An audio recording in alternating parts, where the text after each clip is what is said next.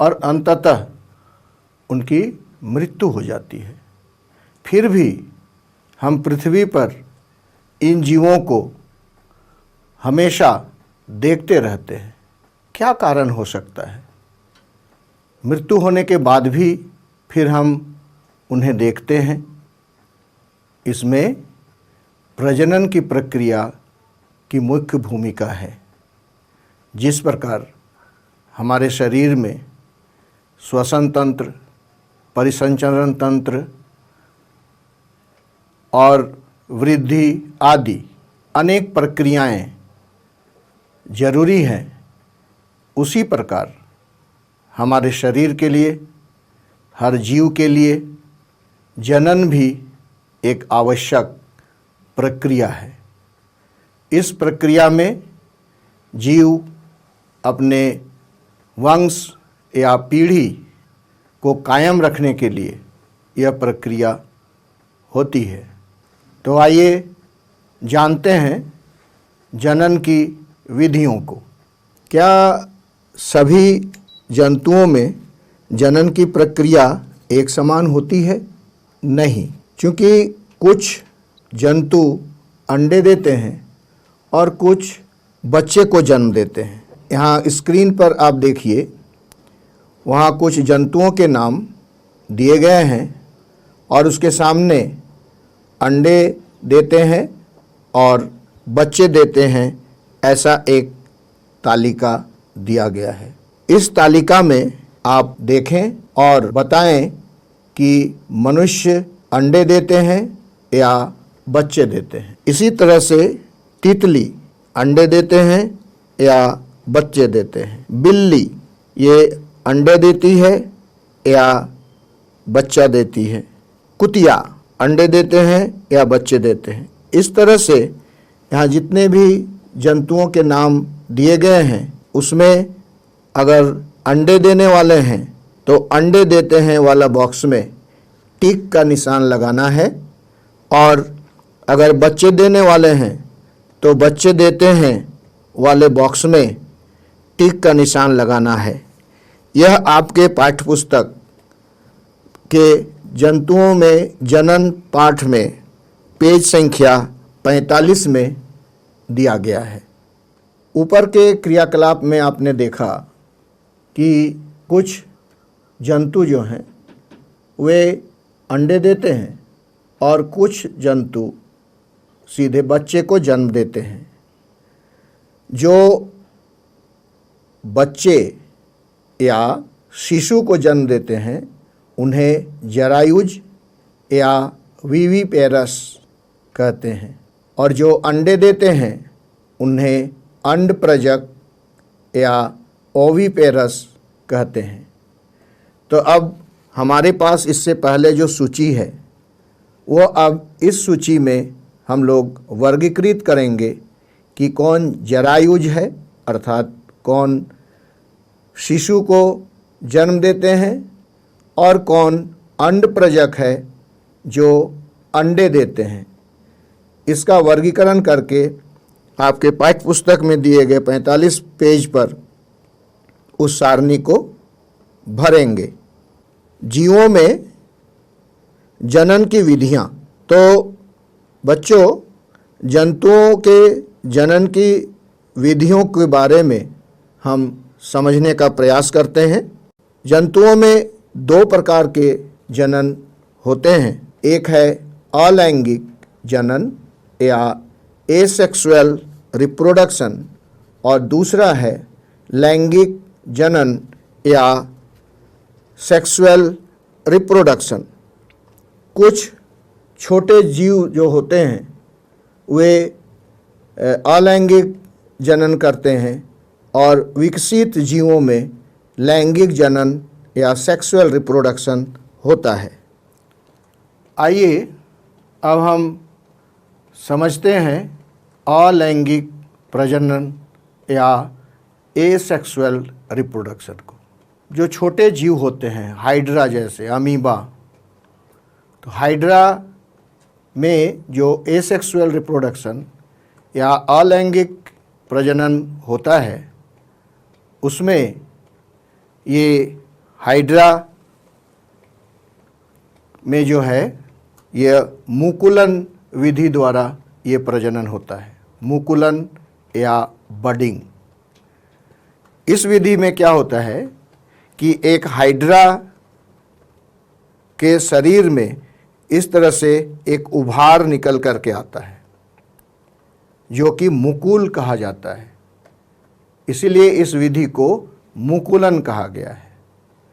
और कुछ दिनों के अंतराल में उस मुकुल पर कुछ इस तरह से अंगुली नुमा प्रवर्धन निकलते हैं, जिसको इस तरह से ये स्पर्शक या टेंटिकल्स कहा जाता है। और ये अंगुली नुमा जो ये प्रवर्धन है, ये धीरे धीरे बढ़ करके इस तरह से हो जाता है, जो कि पूर्ण स्पर्शक के रूप में या टेंटिकल्स के रूप में विकसित हो जाता है। और फिर यह अपने मातृ शरीर से अलग हो जाता है और इस तरह एक नया जीव, नया हाइड्रा की उत्पत्ति हो जाती है।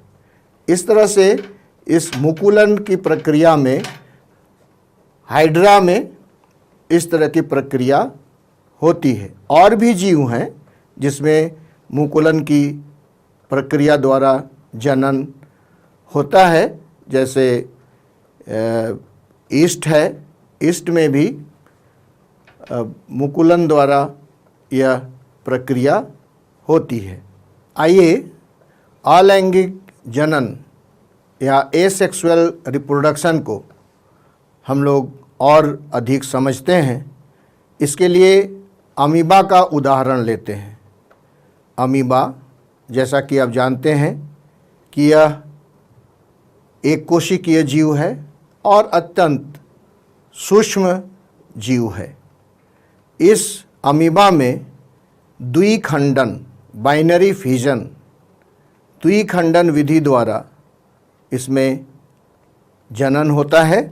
पहले एक अमीबा होता है और इसके आगे जब वह जनन या द्विखंडन करने की बात होती है तो उसके बीच में ये धंसता जाता है। ये देखिए, ये धंसता जाता है और वो धंसते धंसते बहुत पतला हो जाता है बीच का भाग, और दो तरफ का भाग ज़्यादा बड़ा होता है और अंत में यह बीच का भाग फ्यूज कर जाता है या टूट जाता है और इस तरह से ये दो अमीबा बन जाता है।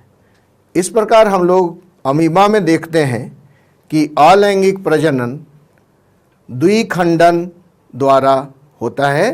द्विखंडन विभाजन या बाइनरी फिजन इस विधि को कहते हैं। आइए अब हम लोग लैंगिक जनन या सेक्सुअल रिप्रोडक्शन के बारे में जानते हैं, ये होता कैसे है। तो सबसे पहले जानेंगे हम कि लैंगिक जनन है क्या, जिसमें नर तथा मादा युग्मक का संलयन होता है, लैंगिक जनन कहलाता है। अब नर युग्मक और मादा युग्मक क्या है, आगे हम लोग देखेंगे कि नर युग्मक जो है वो शुक्राणु होता है और मादा युग्मक अंडाणु होता है। आइए अब हम लोग मानव में जनन प्रक्रिया को समझते हैं। जैसा कि आप जानते हैं कि मनुष्य में दो लिंग पाया जाता है, एक नर और एक मादा। सबसे पहले हम लोग नर जनन अंग के बारे में जानते हैं। इसमें एक जोड़ा वृषण, एक शिश्न या लिंग तथा दो शुक्राणु नलिकाएं होती हैं। ये वृषण शुक्राणुओं को तैयार करते हैं, जिसे हम नर युग्मक या मेल गैमेट कहते हैं। आप देख रहे हैं चित्र में कि इसमें दो वृषण हैं और एक शिश्न है तथा दो शुक्राणु नलिका है।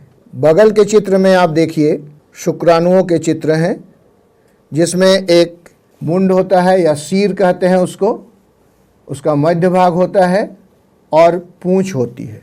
अब इस शुक्राणु में पूंछ क्यों होती है इसके बारे में भी हम बताते हैं कि जब यह गर्भाशय में जाता है तो इस पूंछ से इसकी गति उत्पन्न होती है और यह आगे तेजी से बढ़ता है। शुक्राणुओं की संख्या एक साथ जो वृषण में उत्पन्न होते हैं लाखों की संख्या होती है, क्योंकि उसमें से एक ही शुक्राणु केवल काम में आते हैं। शुक्राणु में कोशिका के सामान्य संगठक पाए जाते हैं। हर शुक्राणु में जो कोशिकाएं होती हैं उसी तरह की रचना इन शुक्राणुओं में होता है। मादा जनन अंग में एक जोड़ा अंडाशय आप चित्र में देख रहे होंगे, दाएं और बाएं दो भुजाएं निकली हुई हैं, तो वे दोनों अंडाशय कहलाती हैं। और अंडवाहिनी जिसमें कि अंडाशय से जो अंड होती हैं उसको गर्भाशय तक पहुंचाते हैं।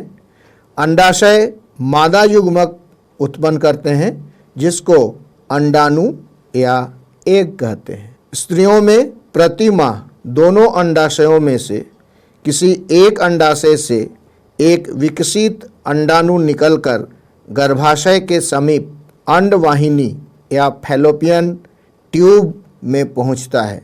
आप देख रहे हैं चित्र में, ये गर्भाशय बीच का चौड़ा भाग और दोनों ओर अंडाशय और जो नलिका जैसी रचना है जो गर्भाशय और अंडाशय को जोड़ती है उसको अंडवाहिनी कहा जाता है। और बगल के चित्र में आप देख रहे हैं एक अंडाणु है और वह अंडाणु जिसमें केंद्रक होता है और एक कोशिका की पूर्ण संरचना उसमें पाई जाती है। अगर हम लोग देखें तो मनुष्य का अंडा 1 मिलीमीटर व्यास का होता है। 1 मिलीमीटर आप समझ रहे हैं, 1 सेंटीमीटर का 10वां भाग, जबकि शुतुरमुर्ग का अंडा सबसे बड़ा होता है और इसलिए पृथ्वी का सबसे बड़ा सेल या कोशिका शुतुरमुर्ग का अंडा ही होता है। हम लोगों ने देखा नर जनन अंग और मादा जनन अंग, मेल रिप्रोडक्टिव ऑर्गन और फीमेल रिप्रोडक्टिव ऑर्गन। अब हम लोग देखेंगे निषेचन। जब अंडाणु और शुक्राणु का संलयन होता है तो निषेचन कहलाता है। ये आखिर निषेचन है क्या और अधिक हम लोग जानते हैं। इस चित्र में देखिए, मादा से या फीमेल से अंडाणु और नर से शुक्राणु, ये दोनों जब संलयित होते हैं, आपस में मिल जाते हैं गर्भाशय के अंदर, तो युग्मनज का निर्माण होता है। तो जब युग्मनज का निर्माण होता है तो हम लोग कहते हैं कि निषेचन या फर्टिलाइजेशन की क्रिया पूरी हुई और युग्मनज आगे चल करके भ्रूण का निर्माण करते हैं जिसमें पूरे शरीर का लक्षण दिखाई पड़ता है। अब देखेंगे कि निषेचन कितने प्रकार के होते हैं। निषेचन 2 प्रकार के होते हैं, आंतरिक निषेचन और बाह्य निषेचन या इंटरनल फर्टिलाइजेशन और एक्सटर्नल फर्टिलाइजेशन।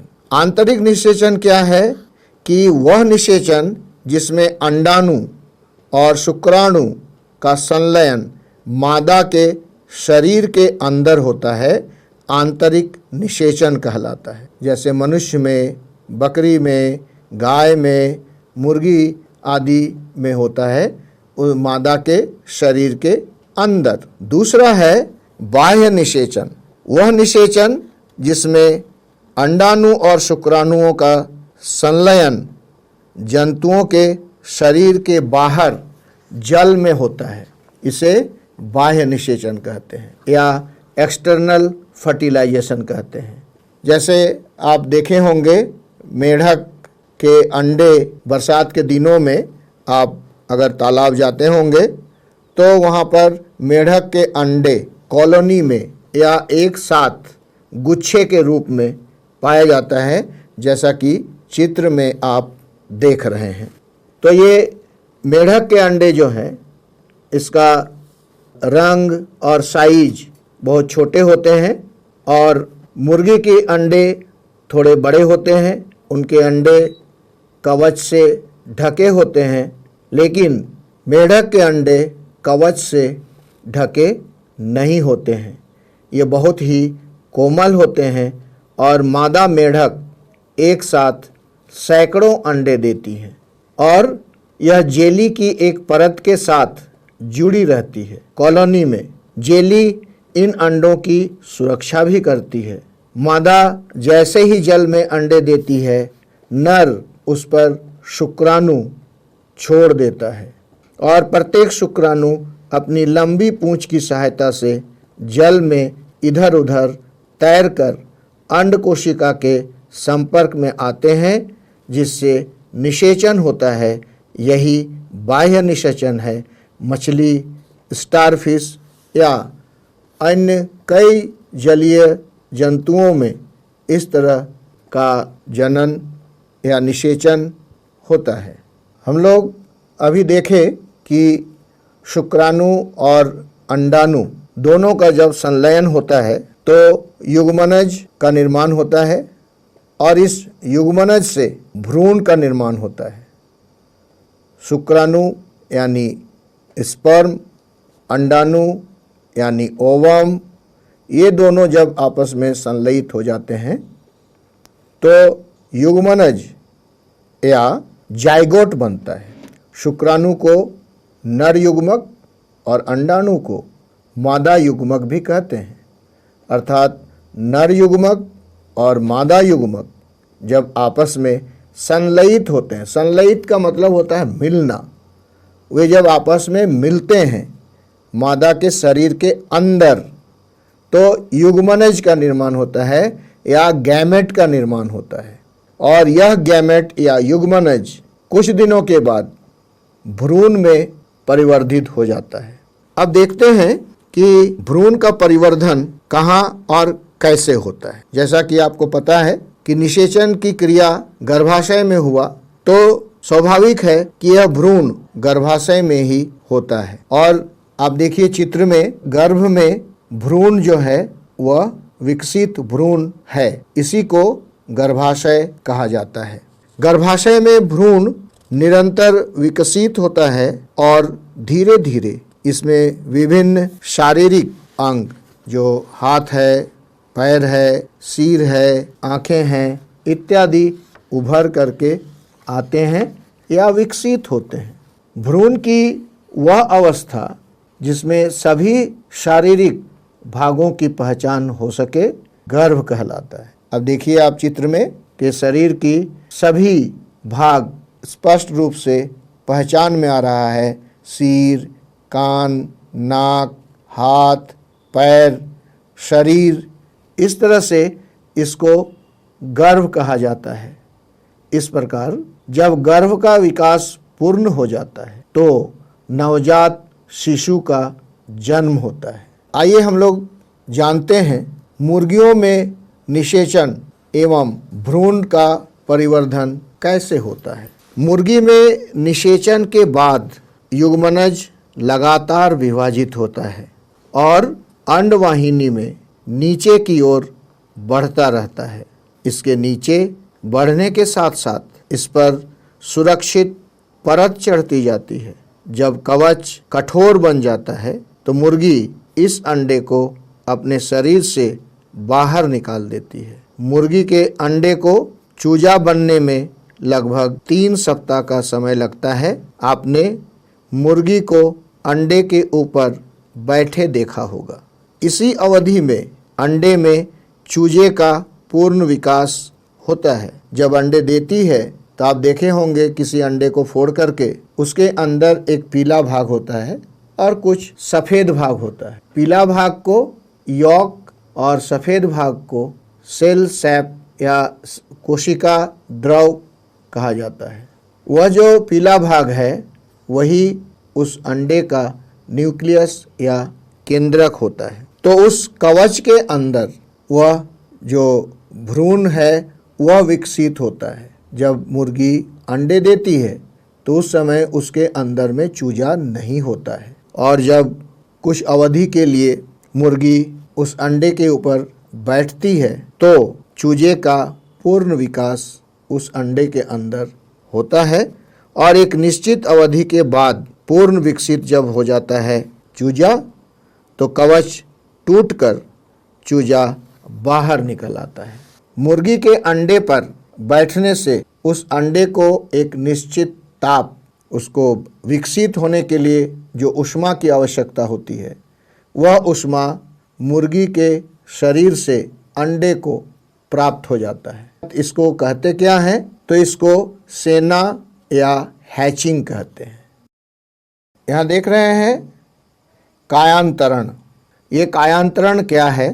तो ये जो अंतर देख रहे हैं, एक मेढक का चित्र है और उसके बाद अंडे, टैडपॉल और बाद का टैडपॉल, और उसके बाद वयस्क मेढक दिख रहा है। तो ये इसके कायांतरण के या मेढक के जीवन चक्र का ये 4 स्टेज है, 4 चरण है। तो सबसे पहले जब मेढक वयस्क हो जाता है तो यह अंडे देते हैं। आप अपने आसपास के वृक्षों के पत्तों पर कीट के अंडे, बच्चे, इल्ली इत्यादि को ध्यान से देखा होगा। जैसे रेशम के जो कीट होते हैं वे शहतूत के पत्तियों पर अंडे देते हैं।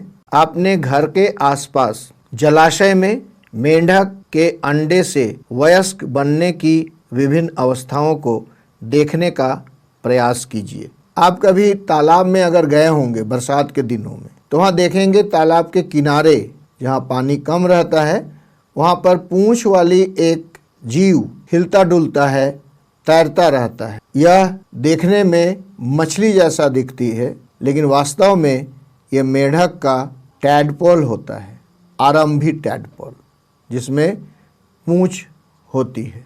और फिर वह विकसित होकर के आगे और बढ़ जाता है, वृद्धि होती है उसमें, और तब उसको बाद का टैडपोल, और उसके बाद वह धीरे धीरे एक वयस्क मेढक बन जाता है। इसी घटना को कायांतरण कहते हैं, क्योंकि एक अंडे से आरंभी टैडपोल और बाद का टैडपोल बनना और उसके बाद वयस्क मेढक का बनना, ये कायांतरण कहलाता है। लेकिन मनुष्यों में जो विकास होता है कि जो शिशु अवस्था और उसके बाद वयस्क अवस्था में आता है, तो उसके आकार आकृति में परिवर्तन तो होता है, लेकिन शारीरिक संरचना में कोई अंतर नहीं आता है। नाक रहता है, आँख रहते हैं, सिर या हेड, हाथ, पैर, अंगुली, नाखून इत्यादि पूरे शरीर के विभिन्न भाग वही रहते हैं, उसी प्रकार के रहते हैं जैसा कि शिशु के जन्म के समय में था। तो बच्चों, आज पाठ में हमने सीखा कि जनन वह प्रक्रिया है जो जीवों में पीढ़ी दर पीढ़ी निरंतरता बनाए रखने में सहायता करते हैं। तो बच्चों, आज हमने जंतुओं में जनन और जनन की विधियाँ, जनन की प्रक्रिया, कायांतरण आदि अनेक विषय वस्तुओं